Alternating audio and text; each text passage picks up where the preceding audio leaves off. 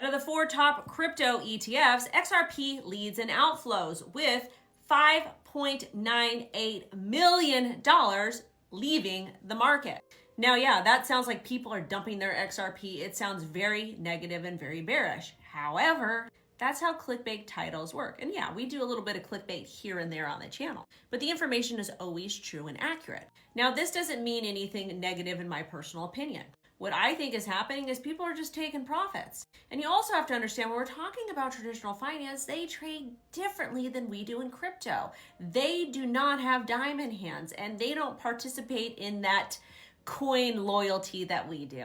And just as long as you have a trading investment plan, I don't care what you guys do.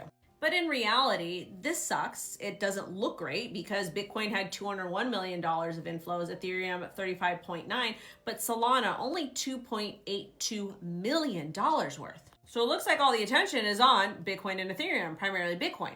But in the same post, it didn't tell you that XRP did flip BNB as far as reclaiming the 4th largest crypto by market cap. That means money's coming into XRP.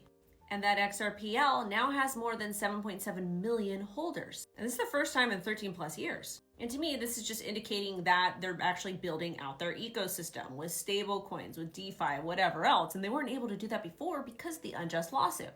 Now, also when we're talking about ETFs, just because somebody that wants to invest in an ETF decides they want to buy that ETF that day doesn't mean that money is going to come directly from XRP, that the liquidity will go in and out.